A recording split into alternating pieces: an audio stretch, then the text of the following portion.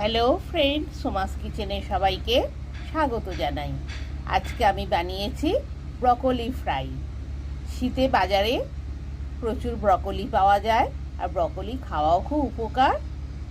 তাই আপনারা যদি ব্রকলি খেতে ভালোবাসেন, একবার এই ব্রকলি ফ্রাই বানিয়ে দেখতে পারেন। গরম ভাত, রুটি, পরোটার সাথে খেতে খুবই ভালো লাগে। ওভেন অন করে দিলাম,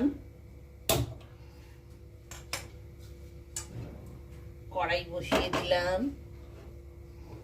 একটা মাঝারি সাইজের ব্রকলি ছোট সাইজ করে পিস করে ধুয়ে রেখেছি, এবার সেদ্ধ করার জন্য দিয়ে দিচ্ছি।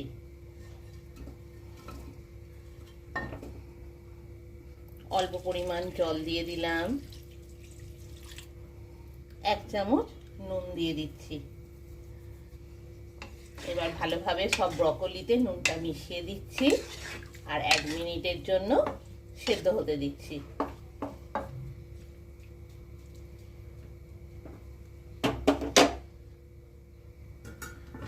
কড়াইয়ে ঢাকনা দিয়ে দিলাম, 1 মিনিটের জন্য ব্রকলিটা সেদ্ধ হতে দিচ্ছি। আর ওভেনের স্টিম ফুল ভলিউমে রেখেছি। কড়াইয়ের ঢাকনা খুললাম, ব্রকলির একটা সাইড সেদ্ধ হয়েছে, অন্য সাইডটা সেদ্ধ হওয়ার জন্য একটু উল্টে দিচ্ছি।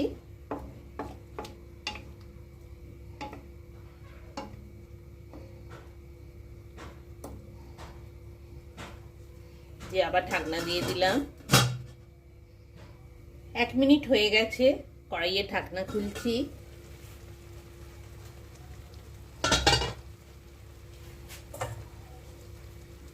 ব্রকলিটা ভালোভাবেই সেদ্ধ হয়ে গেছে। এবার আমি কড়াই থেকে তুলে নিচ্ছি আর জল ঝরিয়ে নিচ্ছি।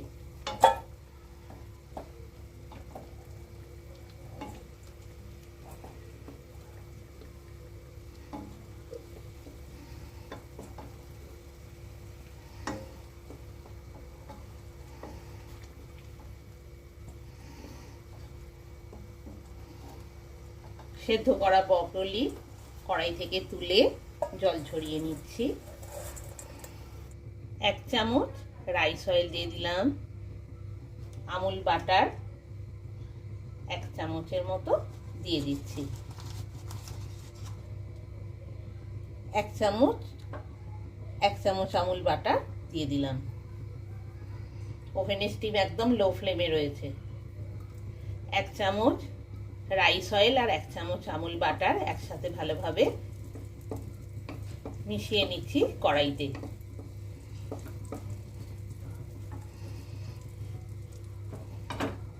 আমুল বাটার আর রাইস অয়েলটা একসাথে ভালোভাবে মিশিয়ে নিলাম। ওভেনের স্টিম লো ফ্লেমে রয়েছে। 1 পিস তেজপাতা, একটা গোটা শুকনো লঙ্কা,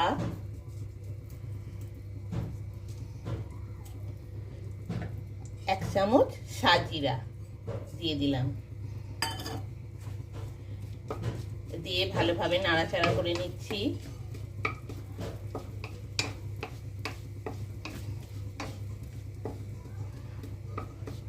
ভালোভাবে তেজপাতা, শুকনো লঙ্কা আর সাজিরা নাড়াচাড়া করে নেওয়ার পর দুটো মাঝারি সাইজের পেঁয়াজ একটু মোটা সাইজ করে পিস করে রেখেছি দিয়ে দিলাম।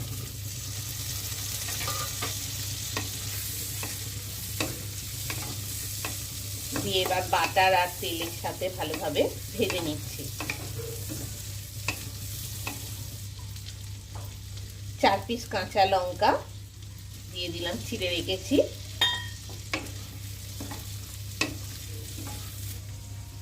1 চামচ আদা রসুন বাটা দিয়ে দিচ্ছি।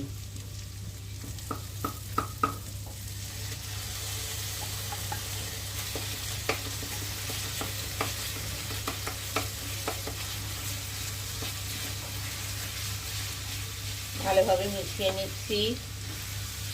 ভালোভাবে আদা রসুনটা ভেজে নিচ্ছি। পেঁয়াজ, আদা রসুন, কাঁচা লঙ্কা ভালোভাবে একসাথে ভেজে নিচ্ছি।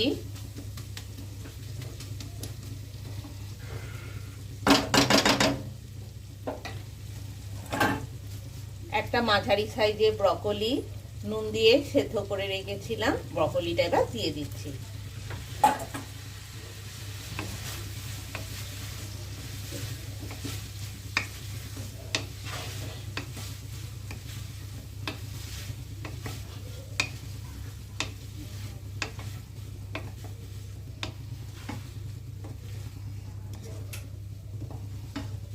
ব্রকলিটা পেঁয়াজ, লঙ্কা, আদা রসুন বাটার সাথে বেশ কিছুটা ভাজা হয়ে গেছে।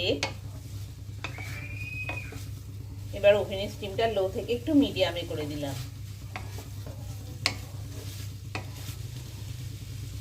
1 চামচ লঙ্কা গুঁড়ো, 1 চামচ হলুদ গুঁড়ো, 1 চামচ নুন ব্রকলিতে মিশিয়ে নিচ্ছি।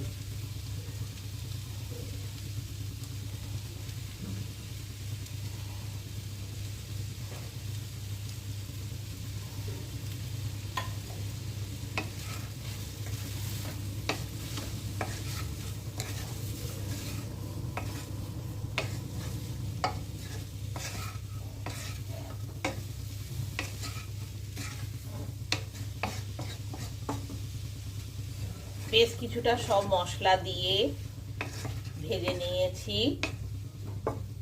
আরো মিনিট খানেকের জন্য সব মশলাগুলো ভালোভাবে রান্না হবে, তাই আবার আমি কড়াইয়ে ঢাকনা দিয়ে দিলাম আর ওভেনের স্টিম একদম লো ফ্লেমে করে 1 মিনিট রান্না হতে দিচ্ছি। মিনিট খানেক হয়ে গেছে, কড়াইয়ে ঢাকনা খুললাম। ব্রকলিটা খুব ভালোভাবেই রান্না হয়ে গেছে সব মশলা দিয়ে। গরম ভাত, রুটি, পরোটার সাথে এই ব্রকলি ফ্রাই খেতে খুবই ভালো লাগে।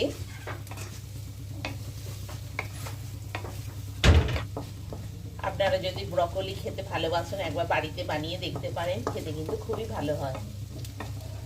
এবার নামানোর আগে অল্প করে গোটা জিরে, গোটা মরিচ আর ছোট এলাচ তিনটে একসাথে গুঁড়িয়ে রেখেছি, এবার দিয়ে দিচ্ছি।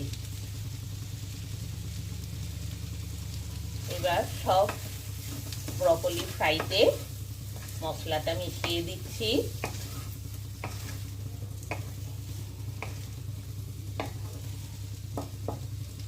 নামানোর আগে অল্প পরিমাণ কর্নফ্লাওয়ার দিয়ে দেব টেস্টের জন্য। এটা আপনারা চাইলে নাও দিতে পারেন, কিন্তু দিলে বেশ ভালো লাগে। অল্প করে করে মেশাবো আর অল্প করে করে নাড়তে থাকবো।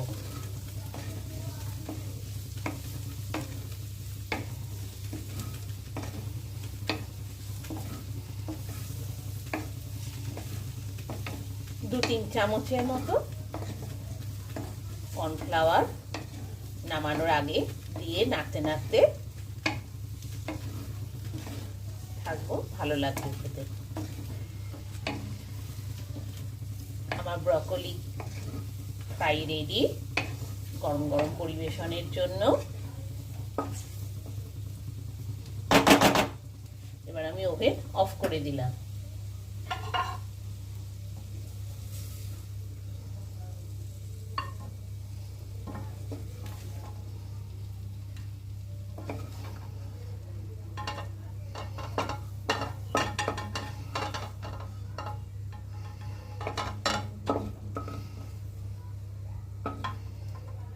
আমার ব্রকলি ফ্রাই রেডি গরম গরম পরিবেশনের জন্য।